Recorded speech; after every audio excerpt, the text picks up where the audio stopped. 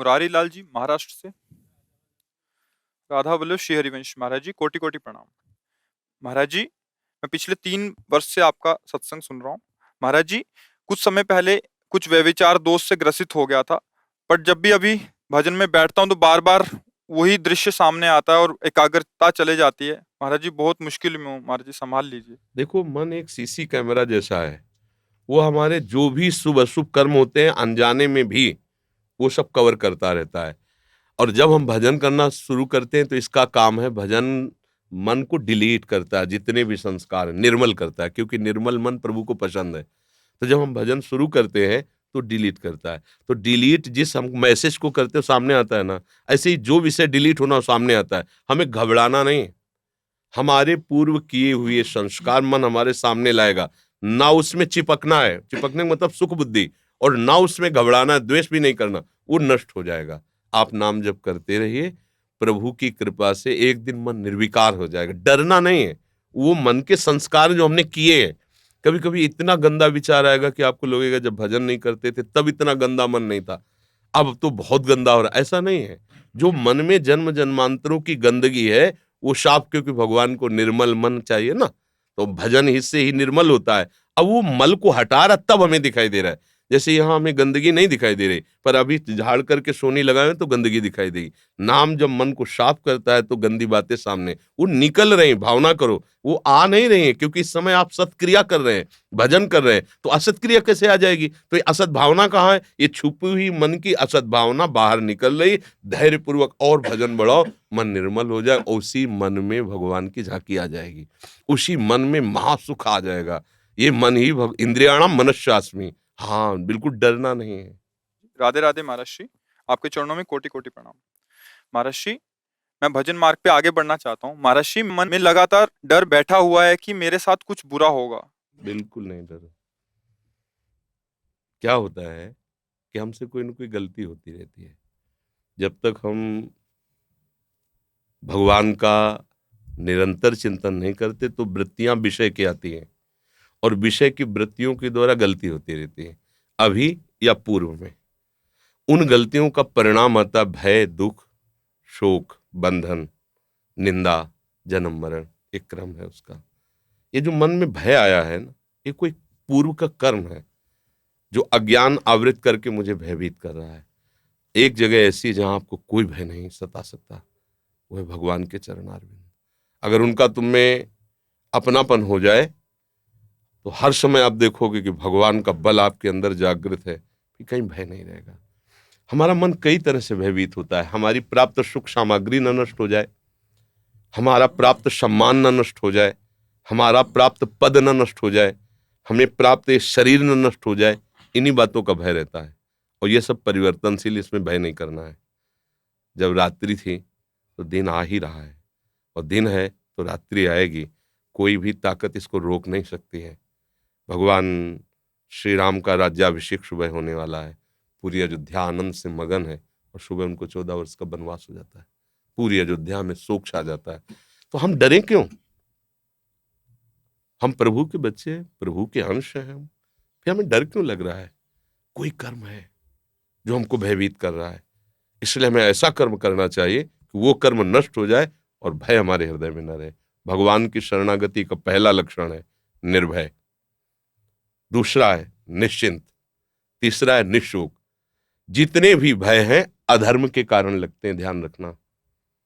कहीं भी चाहे जितना गुप्त रूप से अगर छोटा सा भी अधर्म हुआ है, तो सबसे पहले वो आपको भय प्रदान करेगा, फिर जलन प्रदान करेगा, फिर विघ्न रूप में वो आ जाएगा, रोग रूप में, समाज के प्रतिकूल व्यवहार रूप में आपके सामने आ जाएगा, फिर हमारा संतोष भाव बिगड़ जाएगा। भूल करके भी कोई असत आचरण न करें, और जो असत आचरण हमारे भूल से हो गए हैं उनके निदान के लिए हम, जैसे एक कांटा दूसरे कांटे से निकलता है, ऐसे हम ऐसा बलि सत आचरण करें जो उसको नष्ट कर दे। वो है भगवान का भजन, दूसरा कोई नहीं। अगर हमें जो नाम प्रिय भगवान का, राम कृष्ण हरि वो नाम जप कर रहे हैं, और दूसरों में भगवत भावना अत्यंत आवश्यक है निर्भय होने के लिए। जब तक हम किसी को व्यक्ति मानते रहेंगे तब तक हमें भय लगा रहेगा। हमें यह है कि ये व्यक्ति संचलित भगवान से है, और भगवान मेरे हैं, तो ये वही करेगा जो मेरा कल्याण होगा, मेरा मंगल होगा। ये बिल्कुल मेरा मंगल नहीं कर सकता। आप तो इतनी अवस्था के हैं। प्रहलाद जी 5 वर्ष की अवस्था के थे। हिरण्यकश्यप त्रिभुवनपति था, सारी शक्तियां उसके हाथ में थी, और जो मन भाया सो किया प्रहलाद के साथ। आग में जलाया, क्या क्या नहीं किया, इतना भी नहीं डरे, और ना किसी भी तरह का उनको ताप प्राप्त हुआ। बस उनको था मेरा भगवान है, मेरा भगवान सर्वत्र है, वो मुझे बहुत प्यार कर रहा है, मेरी सुरक्षा भगवान कर रहा है। एक तपस्वी परीक्षा लेने के लिए चक्रवर्ती सम्राट महाराज अम्बरीश जी के पास जाता है, केवल इस बात से कि मैं तपस्या का धनी हूं, ये राजा होते हुए मेरे से भक्ति में कैसे बड़ा माना जा सकता है। परीक्षा के लिए गए और उनसे चूक हो गई। इतने महाभागवत को उन्होंने दोष ना होने पर दोषारोपण कर दिया। वो एक आगे कथा है लंबी, और कृत्या उत्पन्न कर दी। एक कदम पीछे नहीं हटे अम्बरीश जी, ऐसे ही खड़े रहे, कि उनको पता है मैं भगवान का हूं, सब में भगवान की सामर्थ्य है। अगर ये कृत्या का विधान भगवान ने किया मुझे नष्ट करने तो नष्ट कर सकती, अन्यथा नहीं। क्या हुआ, सुदर्शन चक्र प्रकट हो गया, कृत्या को नष्ट किया और दौड़ा करके पूरे त्रिभुवन में जलाया। दुर्वासा जी को मारा नहीं, क्योंकि वो भी भगवान के जन थे। हमें अगर भगवान पर विश्वास हो जाए और ये भावना हो जाए कि सब भगवान की शक्ति से संचलित है। देखो, प्रभाव अलग अलग हो सकता है यंत्र का, लेकिन बिजली तो एक ही है। हीटर में, कूलर में, चाहे वो शीतलता प्रकट करे, वह गर्मी प्रकट करे, या कोई कार्यरत हो या अकार्य, बिजली तो बिजली है। ऐसे ही कोई दुष्ट स्वभाव वाला है या अच्छे स्वभाव वाला है, वह या क्रियारत है या शांत है, सब में भगवत तत्व विराजमान है। हमें ये बात आ जाएगी, तुम निर्भय हो जाएंगे, निश्चिंत। मेरे पास जो कुछ है वो कितना है, इतना छोटा सा है, अनंत ब्रह्मांड है। उन ब्रह्मांडों को रचने वाले भगवान को कितना समय लगा है ब्रह्मांड रचने में, इतना। इसे निमेष कहते हैं, इतना निमेष, भ्रकुट विलास, इतना भ्रकुट विलास सृष्टि लय हुई, इतने समय में रच गया है। तो मेरे मालिक हैं।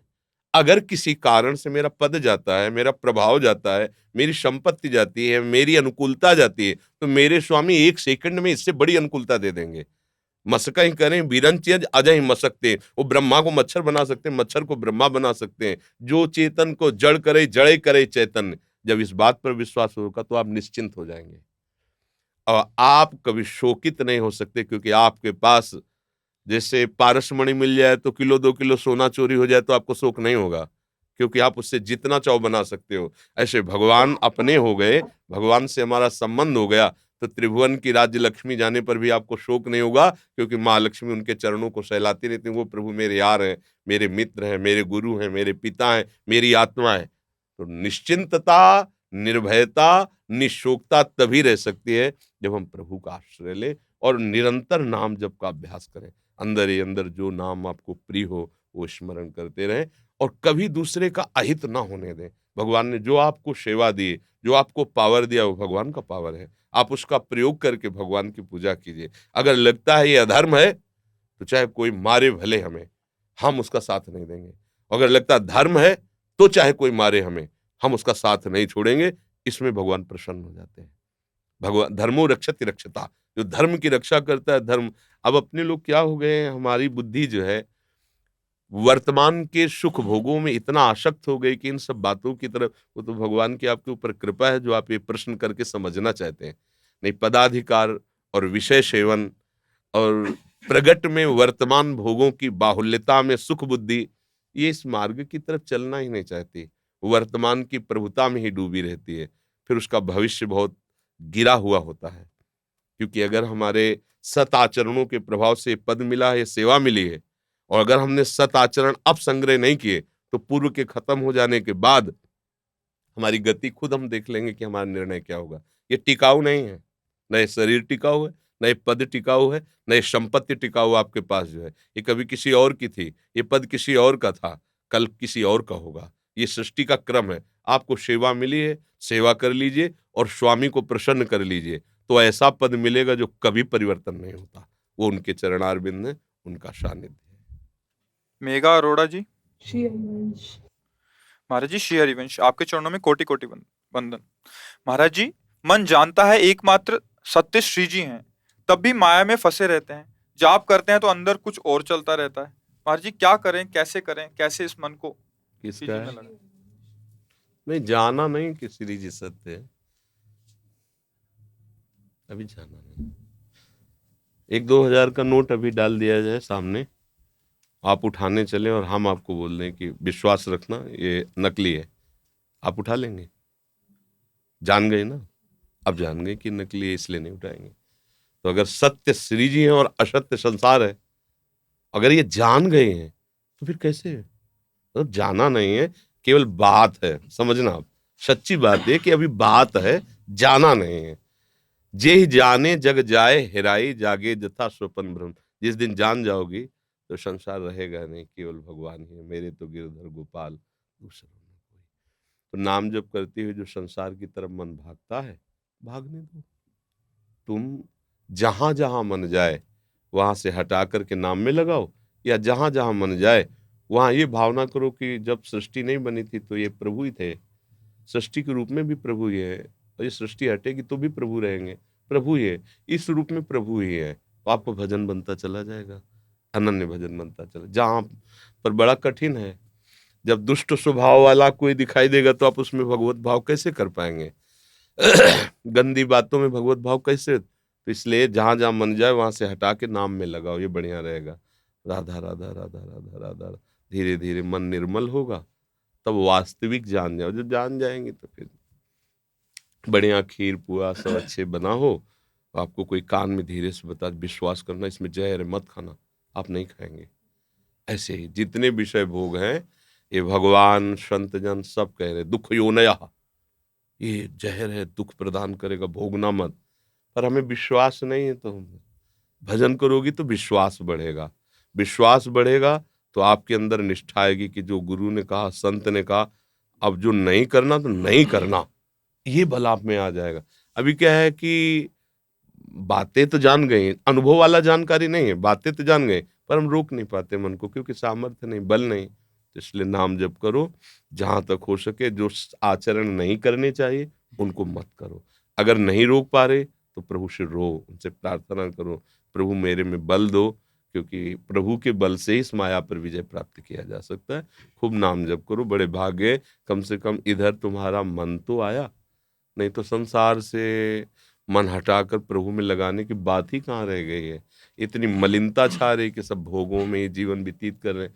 भगवान की तरफ थोड़ा भी चलने का मतलब भगवान ने कृपा कर दी आपके ऊपर, तो वो कृपा कोई ऐसी नहीं है कि छुटपुट हो, वो बहा के आपको प्रभु के प्रेम में डुबो देगी। बस चलती रहो, नाम जप करती रहो, जहां तक हो सके गंदे लोगों का संग न करो, गंदा खान पान न करो, गंदे आचरण मत करो। तो जल्दी अगर करोगे तो भी कृपा धीरे धीरे आपको हटाएगी, पर समय लग जाएगा।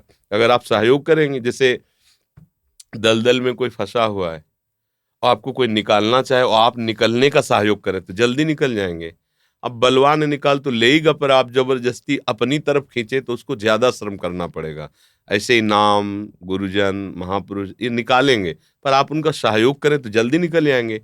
और आप उसी में फैले पड़े हैं, असत आचरण करते हैं तो समय लगेगा, निकल तो आएंगे। भगवान तो इतनी सामर्थ्य नाम में है, भगवान में है कि वो निकाल लेंगे, अपने सबको वही निकाल रहे हैं। उनकी इस कृपा के सिवा कोई ज्ञान विज्ञान काम नहीं करता है, ऐसा माया का फिसलन है। अच्छे अच्छे फिर अगर कोई बचा है ना तो हाथ पकड़े हैं, करो सदा तिनके रखवारी, जिम बालक राखे महतारी, वही बचाते हैं।